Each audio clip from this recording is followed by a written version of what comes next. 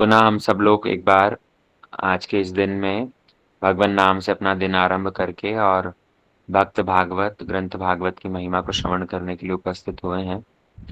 हम लोग सवेरे के सत्र में प्रत्येक दिन ही श्री सनातन गोस्वामी के चरित्र को सुन रहे थे। ये षड गोस्वामियों का चरित्र, जैसा हमने पहले बतलाया था, बहुत महत्वपूर्ण है। महाप्रभु ने इन षड गोस्वामियों के द्वारा वृंदावन को प्रकाशित करवाया और विशेष करके इन षड गोस्वामियों में से भी श्री रूप गोस्वामी, जो कि चैतन्य महाप्रभु के मनोभिष्ट पूरक हैं।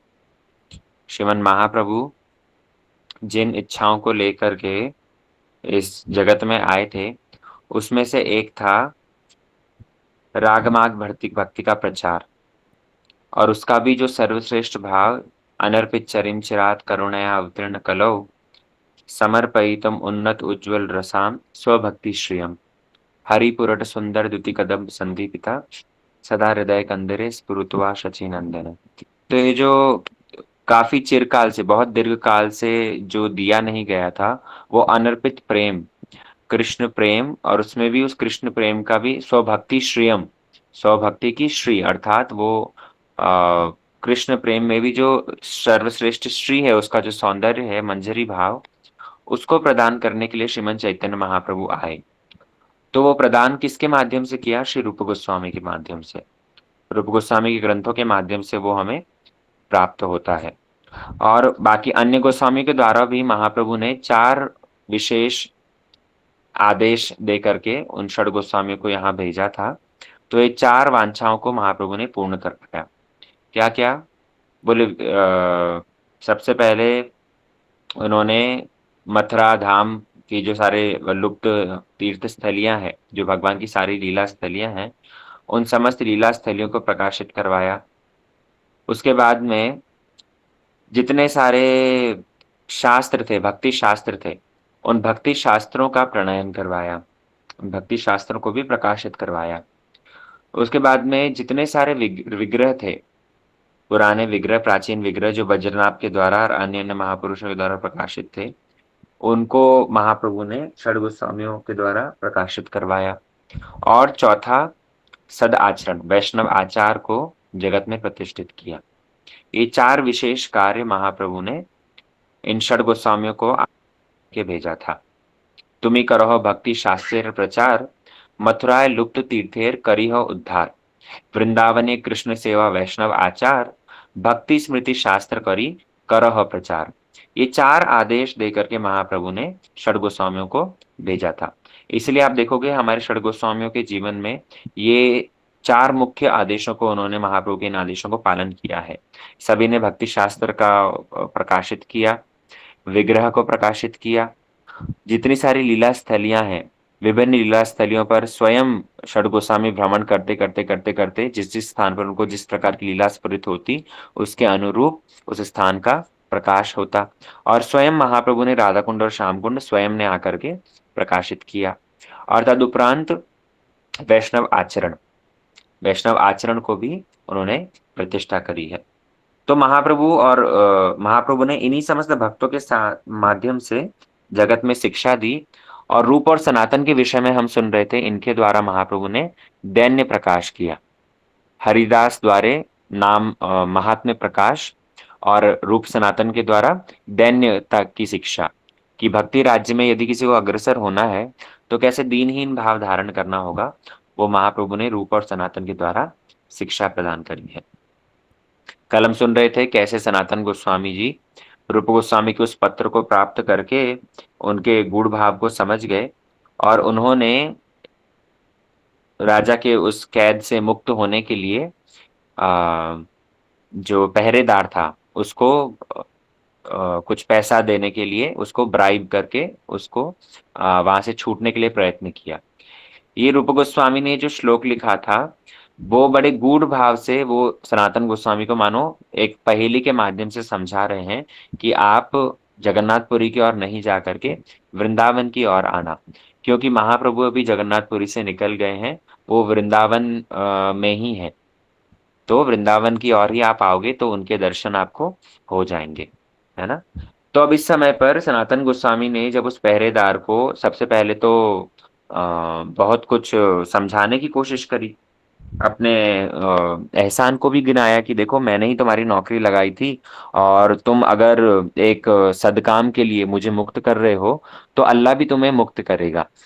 तुम मैं तो यहाँ से मुक्त होकर के चला जाऊंगा मक्का मदीना, मैं तो एक फकीर, एक पीर बन जाऊंगा। तो तुम ऐसे सदकार्य में यदि मेरी मदद करोगे तो भगवान भी तुम्हारी सहायता करेगा। लेकिन वो नहीं माना।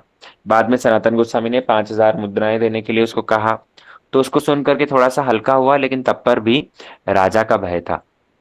तब सनातन गोस्वामी ने 7,000 स्वर्ण मुद्राएं उसके सामने ला करके रख दी, और उसको देखते ही तो वो बिल्कुल राजी हो गया। सनातन गोस्वामी ने उसे बुद्धि प्रदान करी कि देखो, राजा यदि पूछे तो तुम कह देना कि गंगा स्नान के लिए गया था और हाथों में बेड़ियां पड़ी हुई थी, तभी ये जा करके कूद गया। तो राजा भी इसको स्वीकार कर लेगा। और सनातन गोस्वामी वहां से निकल गए। अब यहाँ पर कुछ लोगों का प्रश्न हो सकता है कि सनातन गोस्वामी ने जेल से रिहा होने के लिए इतना कुछ मिथ्या वचन कहे, इतना कुछ पाप कर्म किए। तो वहां पर शास्त्रकारों ने वर्णन किया है, आचार्य चरण कहते हैं कि मन निमित्तम कृतम पापम अपि धर्माय कल्पते, माम अनादृत्य धर्मोपि पापम स्यान मत प्रभावतः। सनातन गोस्वामी ने ये जो कार्य किया है, ये कार्य किस लिए किया?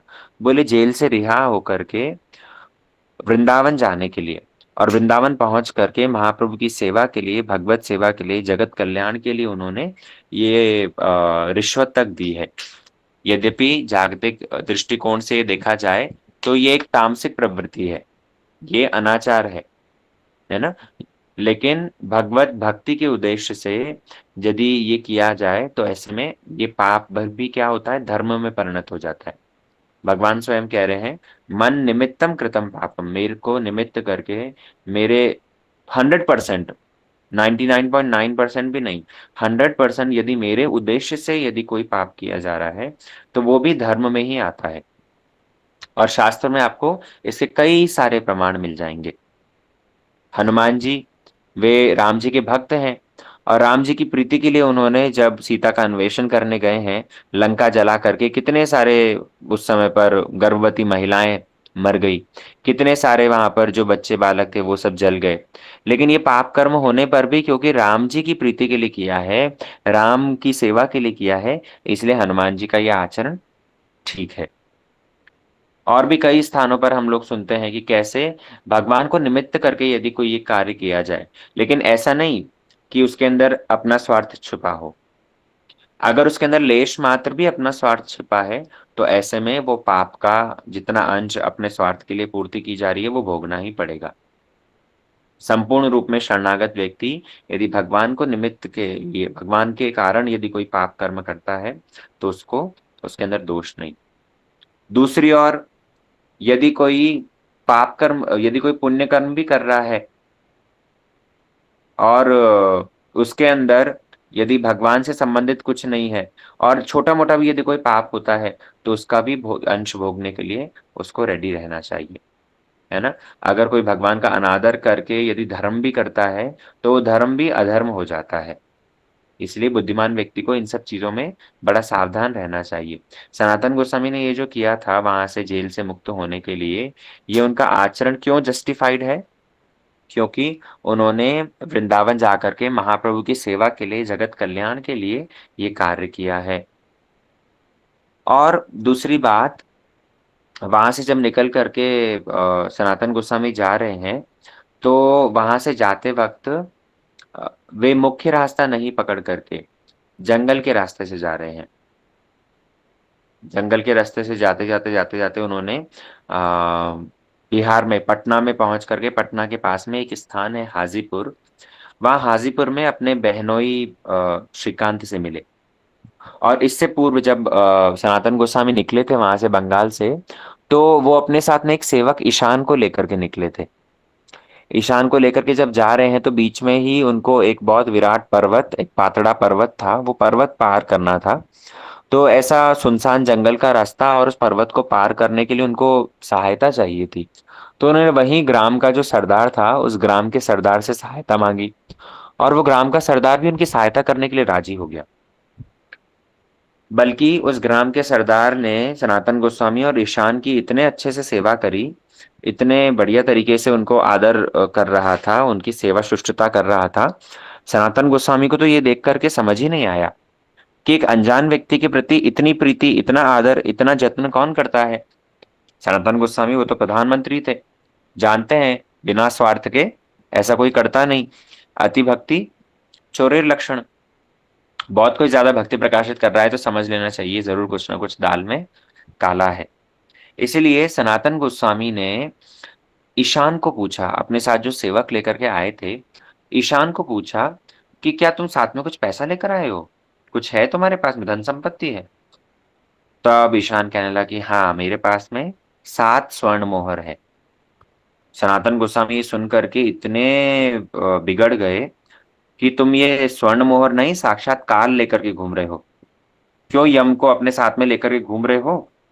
तुम जो इतना आदर जत्न इस ग्राम के सरदार से प्राप्त कर रहे हो, ये केवल मात्र उस स्वर्ण मुद्राओं के लिए ही है। दे दो मुझे ये स्वर्ण मुद्राएं।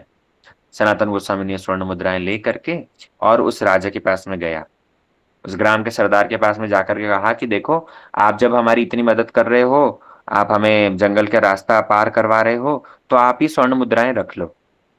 जब जंगल उस सरदार ने ये बात सुनी है, तो सुनते ही वो सनातन गोस्वामी से कहने लगा कि देखो, अच्छा हुआ आपने मुझे ये स्वर्ण मुद्राएं दे दे।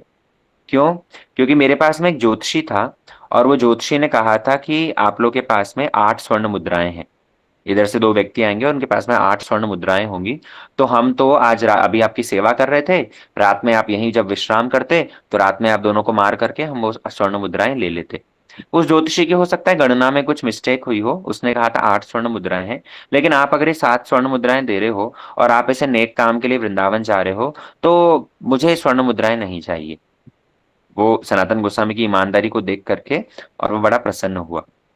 सनातन गोस्वामी उस समय पर उस सरदार से कहने लगे कि देखो, नहीं, ये तो आप जब हमारी इतनी मदद कर रहे हो, हमें जंगल का रास्ता पार करवाओगे, तो ये मुद्राएं आप ही रख लो।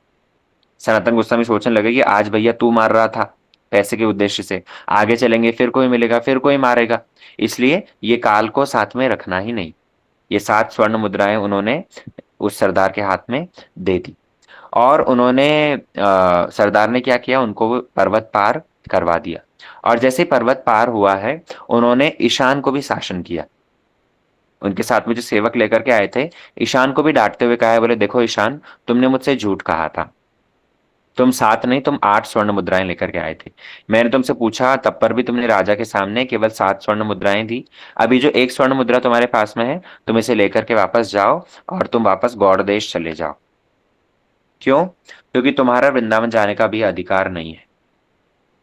तुम वृंदावन जा रहे हो इस मेंटालिटी से कि ये स्वर्ण मुद्रा, ये धन संपत्ति, ये मेरी रक्षा करेगा, कृष्ण पर शरणागत नहीं होकर के, और इन स्वर्ण मुद्रा की से तुम्हें रक्षा प्राप्त करोगे, इससे तुम्हारा भरण पोषण होगा, ऐसे तुम्हारे मन में यदि संकल्प है, तो तुम वृंदावन जाने के योग्य नहीं हो।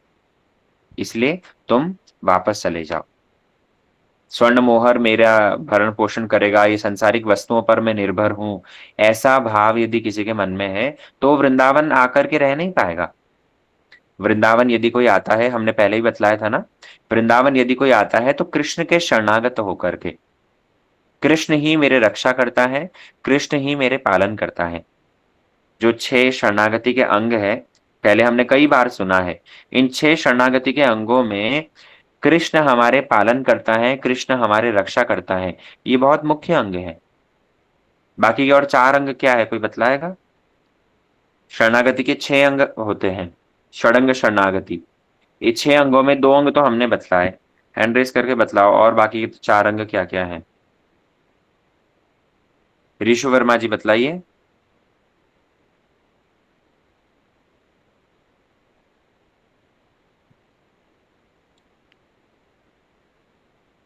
अनम्यूट करके अपने आप को बोलो। लॉक है वो। प्रभु जी, हरे कृष्णा। आप बोलिए बोलिए बोलिए। दीनता, आत्मनिवेदन, विश्वास, गोप्तत्वरम, अनुकूल भक्ति, प्रतिकूल भक्ति।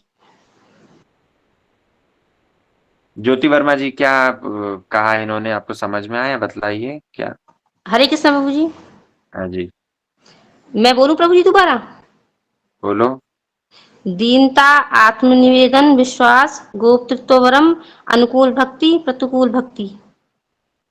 क्या क्या है, आपने तो ये बस रट लिया, इसका तो हमें तो आप बोल रहे हो उस हिसाब से तो हमें समझ ही नहीं आया। अनुकूल भक्ति प्रतिकूल भक्ति क्या होता है?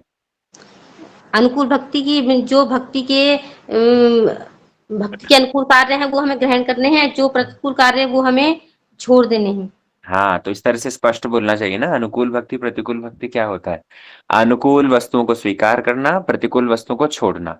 ठीक है, उसके बाद में ज्योति जी आप बतलाइए बाकी। शरणागति भगवान के प्रति, भगवान ही हमारा पालन करेंगे और हमें आत्मनिवेदन करना है उनका। ठीक है, भगवान हमारा पालन करेंगे और आत्मनिवेदन, ये दो अंग हो गए। आत्मनिवेदन, हम पूरी तरह से उनके प्रति शरणागत होंगे। हाँ जी, ठीक है। अंजू जी बाकी के दो अंग आप बतलाइए जो दो रिमेनिंग रह गए। हरे कृष्णा प्रभु जी, दंड प्रणाम। जो अनन्य साधक को शरणागत होकर केवल भगवान की ही भक्ति करना अनुकूल्य है, और इसको ग्रहण करना ही शरणागति है। और भक्ति के जो प्रतिकूल विषय हैं उनको त्याग करके केवल जो रक्षा करता होता है, इस दृढ़ संकल्प के साथ ही हमें मतलब भगवान की भक्ति करनी चाहिए, इसमें संदेह नहीं होना चाहिए। ठीक है, और प्रभु जी, कृपणीय स्वयं को ही हीन दिन मानना। ठीक है, दैन्य। मधुलिका जी कहिए। हाँ प्रभु जी, आत्मनिरपेक्ष, मेरी कोई इच्छा नहीं है, मेरी तो कृष्ण ही इच्छा पूरी करेंगे। ठीक है, भक्ति के जो 6 अंग हैं मैं वापस बतला देता हूँ। जैसा मैं बोल रहा हूँ एग्जैक्ट वैसा आपने बोलना है, अपनी मर्जी से कुछ भी एडिशंस मत करो। या तो भक्ति विनोद ठाकुर का एक कीर्तन है, आप वो कीर्तन को स्मरण कर लो, उसकी 2 लाइनें, तो आपको अनायास ही वो याद हो जाएगा। दैन्य आत्मनिवेदन गोत्रत्वे वरण, अवश्य रक्षिबे कृष्ण विश्वास पालन, भक्ति अनुकूल मात्र कार्य स्वीकार, भक्ति प्रतिकूल भाव व्रजन अंगीकार। ये इन कीर्तन के 2 लाइनों के अंदर शरणागति के 6 अंग आ गए हैं। सबसे पहला दैन्य अर्थात दीनता होनी चाहिए, आत्मनिवेदन अर्थात कृष्ण चरणों में आत्मसमर्पण होना चाहिए। उसके बाद में गोत्रत्वे वरण, गोत्रत्वे वरण अर्थात कृष्ण ही हमारे पालन करता है, ये विश्वास, कृष्ण को अपने पालनकर्ता के रूप में वर्ण करना। अवश्य रक्षिबे कृष्ण विश्वास पालन, हमारे मन में ये दृढ़ विश्वास होना चाहिए कि कृष्ण ही हमारे रक्षा करता है। 2 अंग आ गए यहाँ पर, कृष्ण ही हमारे पालन करता है ये एक अंग हुआ, और कृष्ण ही हमारे रक्षा करता है ये दूसरा अंग हुआ। दैन्य ये तीसरा अंग हुआ, आत्मनिवेदन ये चौथा अंग हुआ। 5वां अंग है भक्ति के अनुकूल कार्यों को स्वीकार करना। 6ठा अंग है भक्ति के प्रतिकूल कार्यों को छोड़ना। इसको विस्तार से हम पहली क्लासेस में बहुत सुन चुके हैं, तो इसलिए अभी इस पर नहीं जाएंगे। सनातन गोस्वामी ने ईशान के माध्यम से जगतवासियों को यही शिक्षा दी कि कैसे यदि यदि हम वृंदावन आ रहे हैं तो वृंदावन कृष्ण के ऊपर शरणागत होकर के आना चाहिए। जागतिक लोग या अन्य कोई हमारी रक्षा करेगा, अन्य कोई हमारा पालन करेगा, भगवान अन्यों के माध्यम से करवाते हैं, या कभी कभी अपने उन्नत भक्त के लिए स्वयं भी पहुंचते हैं। माधवेंद्रपुरी के पास में स्वयं गोपाल जी ही दूध लेकर के आए, रूप सनातन के पास में टेर कदम में स्वयं राधा रानी ही आकर के खीर बना करके चली गई, और अन्य जो कोई भी ब्रजधाम में है पालन करता स्वयं कृष्ण स्वयं किशोरी जी ही है, ऐसा विश्वास करना चाहिए। इसलिए ईशान को तो उन्होंने वापस भेज दिया, और बाद में पटना के आगे हाजीपुर नाम के एक स्थान पर आकर के वे अपने बहनोई श्रीकांत से मिले। सनातन गोस्वामी जब श्रीकांत से मिले हैं, श्रीकांत ने उनको कुछ देर विश्राम करने को कहा, कुछ दिन वहां रहने को कहा, लेकिन महाप्रभु से मिलने की उत्कंठा इतनी ज्यादा थी कि श्री सनातन गोस्वामी वहां टिके नहीं। सर्दी का समय था, तो उनके बहनोई श्रीकांत ने उनको एक बढ़िया कंबल दे दिया कि रास्ते में ठंड लगेगी, ये 3 स्वर्ण मुद्रा का बड़ा सुंदर कंबल, महंगा कंबल एक उनको दे दिया। सनातन गोस्वामी उसी कंबल को साथ में लेकर के पहुंचे हैं वाराणसी। वाराणसी में महाप्रभु चंद्रशेखर वैद्य के घर में रह रहे थे, और प्रत्येक दिन महाप्रभु भोजन के लिए जाते थे तपन मिश्र के घर पे। तो ये चंद्रशेखर वैद्य के घर जब सनातन गोस्वामी को पता चला कि महाप्रभु यहीं वाराणसी में है, तो वो यहीं चंद्रशेखर वैद्य के घर के बाहर आकर के बैठ गए। अंतर्यामी भगवान सब जानते हैं। उन्होंने कहा कि जाओ देखो तो बाहर कोई वैष्णव आया है, उसे ले आओ। अब चंद्रशेखर ने जैसे ही घर के बाहर आकर के देखा तो उनको तो कोई वैष्णव दिखे ना। सनातन गोस्वामी को वो तो पहचानते नहीं थे। और सनातन गोस्वामी क्योंकि कितने समय तक जेल में रहे थे, बाद में फिर जंगल के रास्ते से चल चल करके आए, तो उनको दाढ़ी मूछ सब बड़ी हो गई थी, केश सब बड़े बड़े हो गए थे, और बड़े कितने दिनों से स्नान इत्यादि शौर क्रिया सब नहीं हुई थी, तो पूरा अभद्र वेश था। तो चंद्रशेखर वैद्य उनको देख करके पहचान नहीं पाए। बोले बाहर तो कोई वैष्णव नहीं है। तब महाप्रभु ने कहा बाहर कोई बैठा है? बोले हाँ, बाहर कोई भिखारी सा बैठा है। बोले उन्हीं को लेकर के आओ। जैसे ही चंद्रशेखर वैद्य सनातन गोस्वामी को लेकर के अंदर आए हैं, तो महाप्रभु स्वयं उठ करके सनातन को आलिंगन कर लेते हैं। सनातन गोस्वामी महाप्रभु को प्रणाम करते हैं, साथ के साथ ही महाप्रभु उनको आलिंगन कर लेते हैं। और महाप्रभु जब अपने भक्त को आलिंगन कर रहे हैं, भक्त का भगवान से मिलन, भगवान का भक्त से मिलन, ये चीज को देख करके आसपास के दर्शनार्थी भी बड़े आनंदित हो रहे हैं। वहां पर ऐसा प्रेममय परिवेश हो गया। यद्यपि महाप्रभु तो अपने भक्त की महिमा को प्रकाशित करने के लिए स्वयं उनको आलिंगन करे, लेकिन सनातन गोस्वामी पीछे पीछे हट रहे हैं। सनातन गोस्वामी क्योंकि उनके अंदर स्वाभाविक ये दीनता है कि कहाँ हम म्लेच्छ जाति, हम मुसलमान के यहाँ काम करने वाले, और इतने अभद्र आचरण, हम नीच जाति में उत्पन्न, और महाप्रभु स्वयं भगवान ये हमारे शरीर को स्पर्श करें, इसलिए वो बड़े संकुचित हो रहे थे। तब महाप्रभु ने बड़ी दृढ़ता पूर्वक उनका आलिंगन करके कहा, तोमा स्पर्शी आत्म पवित्रते, भक्ति बले पार तुम्ही ब्रह्मांड शोधिते। तोमा देखी तोमा स्पर्शी, गाई तुम्हार गुण, सर्वेंद्रिय फल एई शास्त्रीय निरूपण। महाप्रभु ने क्या कहा कि सनातन मैं तुम्हें आलिंगन कर रहा हूं, तोमा स्पर्शी आत्म पवित्रते, तुमको मैं स्पर्श कर रहा हूं, तुमको आलिंगन कर रहा हूं ताकि मैं पवित्र हो जाऊं। तुम्हारे अंदर तो इतने भक्ति का बल है, तुम इतने भक्तिवान हो कि तुम ब्रह्मांड को तार सकते हो, है ना। ब्रह्मांड तारिते शक्ति, धरे जने जने। महाप्रभु के भक्त इतने श्रेष्ठ हैं कि एक एक व्यक्ति में एक एक ब्रह्मांड को तारने की शक्ति है।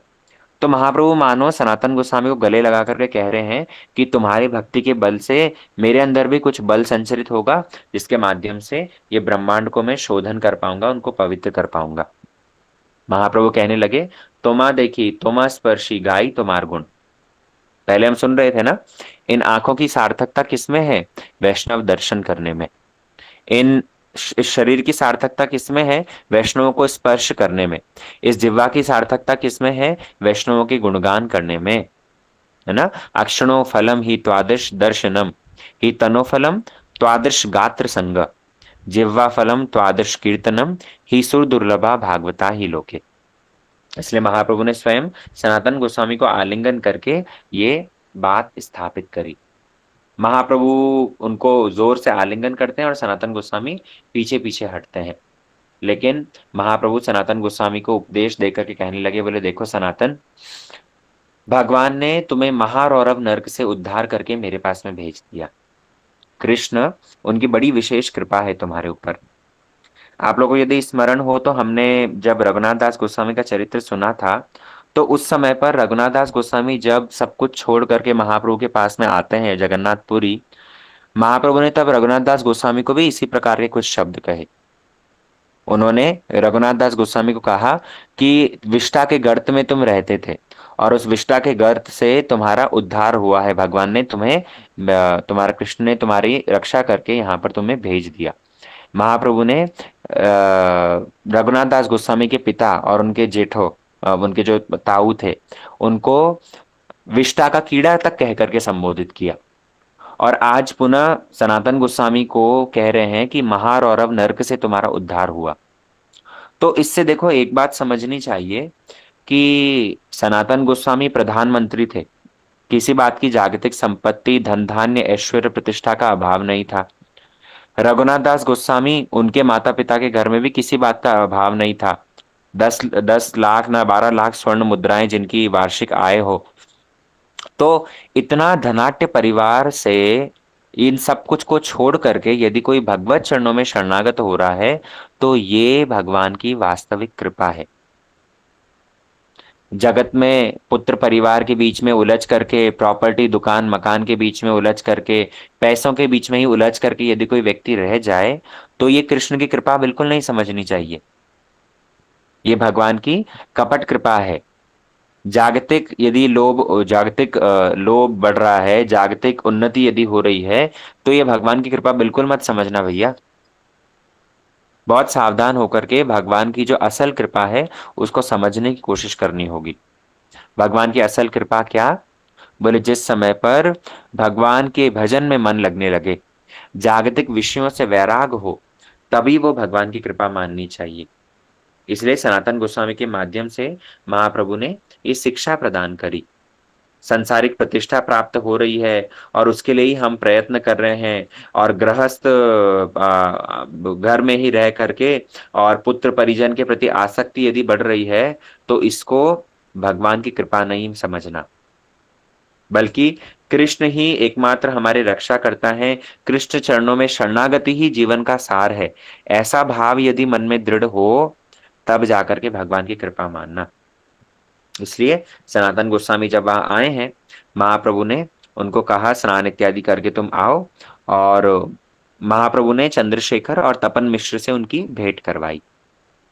तपन मिश्र कहने लगे कि महाप्रभु तो हमारे यहाँ भोजन करते ही हैं, तो आप भी महाप्रभु का उच्चिष्ट प्रसाद पाने के लिए हमारे यहीं आइए। सनातन गोस्वामी ने वहीं रह करके, वहीं जाकर के प्रसाद पाने के लिए स्थिर किया। अभी जब सनातन गोस्वामी महाप्रभु के पास में थे तो बहुत दिनों से, क्योंकि दाढ़ी मोछ केश इत्यादि काटे नहीं थे, तो सनातन गोस्वामी को महाप्रभु ने आदेश दिया तुम जाकर के शौर क्रिया करके आओ, गंगा स्नान करके आओ, भद्र वेश धारण करो।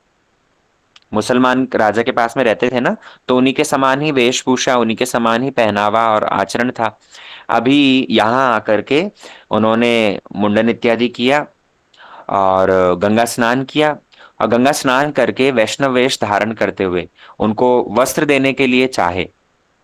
चंद्रशेखर वैद्य उनको नए वस्त्र दे रहे थे, सनातन गोस्वामी ने नए वस्त्र लेने से मना कर दिया। तपन मिश्र वो उनको नए वस्त्र देना चाह रहे थे, सनातन गोस्वामी ने नए वस्त्र लेने से मना कर दिया। तपन मिश्र के जो पुराने वस्त्र थे वो पुराने वस्त्र ही पहन करके और वैष्णव वेश धारण कर लिया। देखो, कहाँ प्रधानमंत्री थे, जो प्रधानमंत्री अन्यों को वस्त्र प्रदान करते हैं, अन्यों की सारी इच्छाएं पूरी करते थे, वे आज नए वस्त्र लेने में सकुचा रहे हैं। ये है महाप्रभु के भक्तों का स्वाभाविक वैराग्य। इसे युक्त वैराग्य कहा है ना। वैराग्य केवल मात्र बाहरी दिखाने के लिए, लोगों को आकर्षित करने के लिए कि नहीं जी हम तो अच्छे वस्त्र नहीं पहनते, नहीं जी हम तो अच्छा खाना नहीं खाते, केवल मात्र दिखाने के लिए तो ऐसा। और जब कोई नहीं है उस समय पर असल रूप दिखता है, 16 श्रृंगार 12 आभरण धारण करके और चकाचक माल खा रहे हैं। तो ऐसा दिखावटी आचरण काम का नहीं है। महाप्रभुर भक्त जतो वैराग्य प्रधान, जहां देखी तुष्ट होन गौर भगवान। महाप्रभु को वैराग्य पसंद है। महाप्रभु स्वयं एक सन्यासी, एक वैरागी का रूप धारण करके, आचरण करके जगत को शिक्षा दे रहे हैं। महाप्रभु को वैराग्य पसंद तो है, लेकिन मरकट वैराग्य नहीं, बंदर जैसा वैराग्य नहीं कि आंख बंद करके बैठे हैं साधु की तरह, और जैसे ही पास में कोई आए तुरंत चश्मा पर्स छीन लिया, अब मिलेगी फ्रूटी।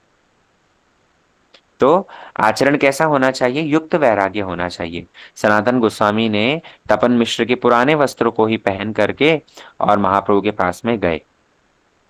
अब वैष्णव वेश तो धारण कर लिया सनातन गोस्वामी ने, और महाप्रभु उसको देख के संतुष्ट भी हुए।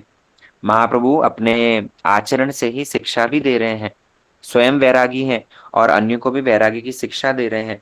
लेकिन जिस समय पर सनातन गोस्वामी पहुंचे हैं तो उनके बहनोई ने जो कंबल दिया था, 3 मोहर का जो कंबल था, वो कंबल सनातन गोस्वामी के पास था, और महाप्रभु बार बार उस कंबल की ओर देख रहे हैं। महाप्रभु ने कुछ कहा नहीं, बस केवल मात्र उस कंबल की ओर बार बार देख रहे हैं। सनातन गोस्वामी समझ गए कि महाप्रभु को ये कंबल सुख नहीं दे रहा है, ये जो कंबल मेरे पास में है ये महाप्रभु को सुख नहीं दे रहा है। इसलिए सनातन गोस्वामी क्या करे, गंगा तट पर गए, और गंगा तट पर एक भिखारी था, उस भिखारी को अपना एक कंबल दे दिया और उसके पास में एक पुरानी गूदड़ी थी। गूदड़ी मतलब वो जो पुराने कपड़ों को सिल सिल करके बनाते हैं ना, ऐसे पुराना एक वस्त्र सा था। तो पुरानी गूदड़ी को लेकर के आ गए और जैसे पुरानी गूदड़ी को लेकर के महाप्रभु के पास में आए हैं, महाप्रभु इसको देख करके बड़े प्रसन्न हुए। महाप्रभु इतने आनंदित हुए, महाप्रभु स्वयं सनातन गोस्वामी से कहने लगे कि प्रभु कहे इहा हमें कोरिया छी विचार, विषय रो खंडाइला कृष्ण जे तोमार, से कहनो राखी तोमार शेष विषय भोग, रोग खंडे सद्वैद्य ना राखे शेष रोग, तीन मुद्रा भोट गाय माधु करी ग्रास, धर्म हानि हाय लोके करे उपहास। महाप्रभु सनातन गोस्वामी को कहने लगे कि विषय रोग खंडाई छे कृष्ण जे तोमार, अरे कृष्ण ने तुम्हारा ये संसार विषय का जो रोग था वो रोग तो पूरा नाश कर दिया। कृष्ण कौन है? बोले कृष्ण सबसे बढ़िया चिकित्सक हैं। सुनो है रसिक जन, कृष्ण गुण अगणन, अनंत कहिते नाही पारे, कृष्ण जगतेर गुरु, कृष्ण वांछा कल्पतरु, नाविक से भव पारावारे। क्या कहा भक्तिविनोद ठाकुर ने? हृदय पीड़ित जार, कृष्ण चिकित्सक तार, भव रोग नाशिते चतुर। कृष्ण कौन है? कृष्ण सबसे बड़े सद्वैद्य हैं, बहुत एक्सपर्ट डॉक्टर हैं। और जो एक्सपर्ट डॉक्टर होता है वो जब ऑपरेशन करता है या वो सब जब रोग ठीक करता है तो वो रोग को संपूर्ण रूप में ठीक करता है, उसका रूट कॉज एनालिसिस करके संपूर्ण रूप में उस रोग का निवारण कर देता है। ऐसा नहीं केवल मात्र ऊपर ऊपर से रोग को ठीक कर दिया और उसका बीज, उसका अंश अंदर रह गया तो कुछ समय बाद में वापस वो रोग उपज जाएगा। नहीं नहीं, कृष्ण ऐसे सद्वैद्य हैं, उन्होंने सनातन गोस्वामी का ये विषय भोग, ये संसार तृष्ण वासना का जो रोग था उस रोग को खंडन कर दिया है, निवारण कर दिया है। तो वो फिर कोई शेष रोग क्यों छोड़ेंगे? शेष रोग मतलब क्या? अरे सनातन, महाप्रभु शिक्षा दे रहे हैं, अरे सनातन तुम प्रधानमंत्री की नौकरी को छोड़ करके आए, स्वर्ण मुद्राएं पद प्रतिष्ठा सब कुछ जागतिक ऐश्वर्य छोड़ करके आए और अब ये इतना महंगा कंबल वैरागी का रूप धारण करके इतना महंगा कंबल पास में रख रहे हो। तो कृष्ण ने जब तुम्हारा इतना विराट वो विषय भोग छुड़वा दिया, प्रधानमंत्री का पद छुड़वा दिया, तो एक छोटी सी कंबल क्यों तुम्हारे पास में रखेंगे? मैं तो ऐसा सोच ही रहा था। इतने में सनातन गोस्वामी वो समझ करके और कंबल क्योंकि दे आए, पुरानी गुदड़ी ले आए, तो महाप्रभु कहने लगे कि तीन मुद्रार भोट गाय माधुकरी ग्रास, धर्म हानि है लोके करे उपहास। तुम जो इतना महंगा कंबल अपने शरीर पर रखते और इसको लेकर के भिखारी के समान बैठ करके भिक्षा करते, लोग क्या कहेंगे? लोग उपहास करेंगे कि देखो साधु बना है और साधु वैष्णव वेश धारण करके इतना महंगा कंबल पास में रखता है। और तो और महाप्रभु ने शिक्षा दी कि इससे क्या होता है? धर्म की हानि होती है। धर्म हानि है लोके करे उपहास, लोग भी मजाक उड़ाएंगे से उड़ाएंगे, धर्म की भी हानि होती है। कि वैरागी आचरण यदि करा है तो वैरागी व्यक्ति को कभी भी अपने पास में कोई ऐसी वस्तु नहीं रखनी चाहिए। ऐसी वस्तु ये ही कभी कभी हमारे पतन का कारण बन जाती है। महाप्रभु ने सनातन गोस्वामी के माध्यम से बहुत कुछ शिक्षा दी है। वैरागों के लिए कैसा आचरण होना चाहिए महाप्रभु दिखला रहे हैं सनातन गोस्वामी के माध्यम से, कि ऐसी कोई भी प्रेशियस वस्तु हमारे पास में ना रहे जिसके कारण लोग हमारा उपहास करें, धर्म की हानि हो। इसलिए महाप्रभु ने ये समस्त शिक्षा सनातन गोस्वामी के माध्यम से दी। जब वो पुरानी गुदड़ी लेकर के आए हैं, महाप्रभु अत्यंत संतुष्ट हुए।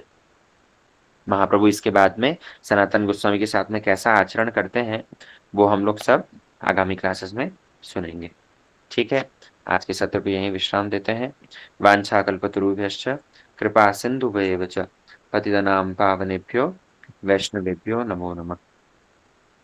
मेघा जी क्या प्रश्न है, पूछो। हरे कृष्णा प्रभु जी। प्रभु जी, आपने यहाँ पर बताया कि जो सनातन गोस्वामी जी थे उन्होंने पुरानी गुदड़ी वो लेकर आए उस भिखारी की, तो बताते हैं कि किसी मतलब जो हम भजनानंदी है तो हमको किसी की प्रसादी मतलब जो किसी का उतरा हुआ वस्त्र है वो नहीं पहनना चाहिए या फिर किसी का जूठा नहीं खाना चाहिए, तो उससे हमारा भजन क्षीण हो जाता है। प्रभु जी यहाँ पर उन्होंने दिखलाया कि मतलब एक भिखारी की गुदड़ी लेकर उन्होंने वही मतलब उसको ही ग्रहण किया फिर। वैष्णवों का जो प्रसाद होता है, वैष्णवों का प्रसाद ग्रहण करने में कोई असुविधा नहीं होती। हमारे से यदि कोई निकृष्ट मतलब निम्न स्तर का हो, तो उसका यदि हम उच्चिष्ट ग्रहण करते हैं, उसका कोई प्रसादी वस्तु ग्रहण करते हैं, तो फिर हमारे भजन की हानि होने के चांसेस हैं। लेकिन हमसे कोई श्रेष्ठ व्यक्ति यदि कोई हो, तपन मिश्र के वस्त्रों को सनातन गोस्वामी ने क्यों लिया? क्योंकि वहां पर आचार्य चरण कहते हैं कि वैष्णवों का जो प्रसादी वस्त्र या उनका कुछ भी उच्चिष्ट प्रसाद यदि हम लेते हैं, तो उसके अंदर जो विषय दोष है, वो विषय दोष नष्ट हो जाता है। सनातन गोस्वामी ने इसीलिए तपन मिश्र के वो प्रसादी वस्त्र लिए। और ये जो महाप्रभु ये जो पुरानी गुदड़ी वो एक भिखारी की लेकर के आए हैं, वो एक गौड़ीय ही था। भाष्य में वहां लिखा है प्रभुपाद ने, एक गौड़ीय वहां पर गंगा तट पर था। उससे महाप्रभु ने क्या किया, सनातन गोस्वामी ने क्या किया, उसको कंबल दे दिया और अपना वो उसकी गुदड़ी ले आए। और जिस समय पर वो लेने के लिए गए थे, तब उस गौड़ीय ने कहा भी, बोले आप मेरे साथ में मजाक तो नहीं कर रहे हैं? इतना अच्छा कंबल दे करके चैतन्य चरितामृत में बड़ा विस्तार से है, हमें संक्षिप्त में ही हमने बतलाया। तो वहां पर सनातन गोस्वामी से वो कहता है कि आप मेरे साथ में रहस्य मत करो, मेरे साथ में उपहास मत करो। इतना महंगा कंबल दे करके बदले में हमारी ये गुदड़ी ले रहे हो, मेरे साथ में मजाक करते हो सुबह सुबह, और कोई मिला नहीं। तो सनातन गोस्वामी कहते हैं कि देखो मैं मजाक नहीं कर रहा, मैं सच में ये कंबल तुमको देता हूँ, तुम बदले में अपनी पुरानी गुदड़ी मुझे दे दो। तो क्योंकि महाप्रभु की उस नई कंबल को देख करके महाप्रभु संतुष्ट नहीं हो रहे हैं, तो महाप्रभु की संतुष्टि के लिए सनातन गोस्वामी को क्या करना था, वो कंबल त्यागना था।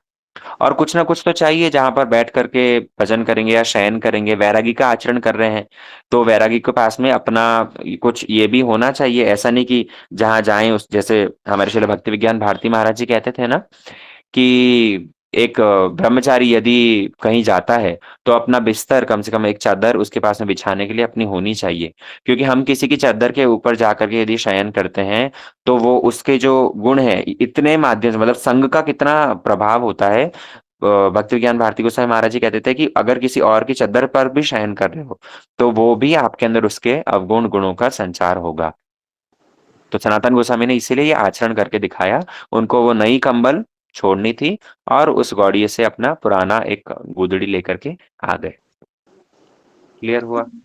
जय प्रभु जी, ठीक है। हरे कृष्ण, दंडवत प्रणाम।